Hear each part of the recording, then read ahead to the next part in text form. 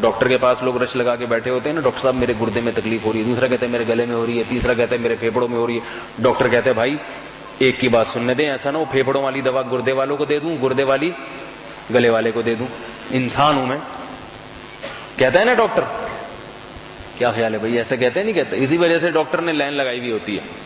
وہ ایک ڈاکٹر صاحب کے پاس گیا ایک آدمی, ان کی کلینک میں دیکھا کہ جتنے مریض انتظار میں بینچ پہ بیٹھے ہوئے ہیں نا, سب کے منہ میں تھرمامیٹر لگا ہوا ہے.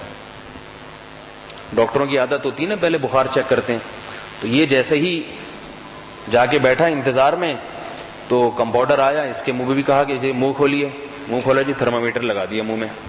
اب یہ تھرمامیٹر دبا کے بیٹھا ہوا ہے بھی.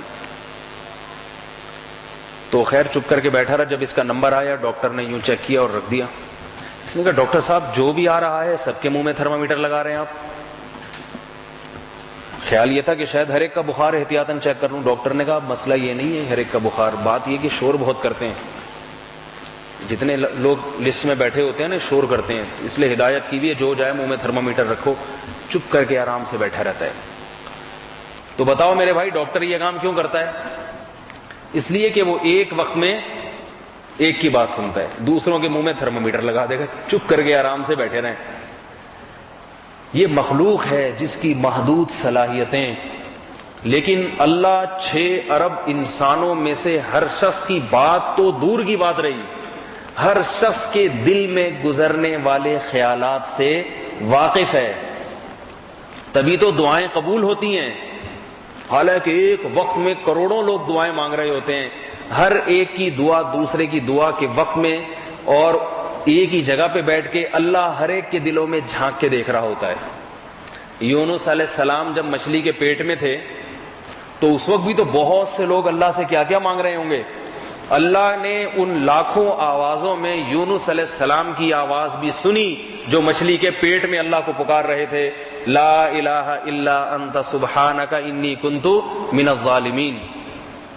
ایسا نہیں ہوا اللہ نے یونس علیہ السلام سے کہا ہے یونس پہلے باقی مخلوق کو ذرا چپ کرا دوں پھر میں تیری سنوں گا. زکریہ علیہ السلام بوڑھے ہو گئے, اولاد نہیں ہے, بڑھاپے میں اللہ سے دعا مانگتے ہیں کہ اللہ مجھے اولاد دے دے. اس وقت اور بھی تو لاکھوں لوگ اللہ سے کیا کیا مانگ رہے ہوں گے. اللہ نے انہی لاکھوں آوازوں میں حضرت زکریہ علیہ السلام کی آواز سنی اور حضرت زکریہ علیہ السلام کی دعا کو قبول کر کے ان کی فریاد رسی کی. لاکھوں حاجی جو بیت اللہ کا طواف کرتے ہیں, عرفات کے میدان میں کئی لاکھ کا مجمع کھڑے ہو کر کچھ اجتماعی دعا مانگتے ہیں, کچھ انفرادی مانگتے ہیں. حدیث میں آتا ہے, روایت ہے کہ عرفات کے میدان میں دعائیں اتنی قبول ہوتی ہیں کہ شیطان عرفات کے دن جتنا ذلیل ہوتا ہے پورے سال اتنا ذلیل نہیں ہوتا, اور مٹی اپنے سر پہ, خاک اپنے سر پہ ڈال رہا ہوتا ہے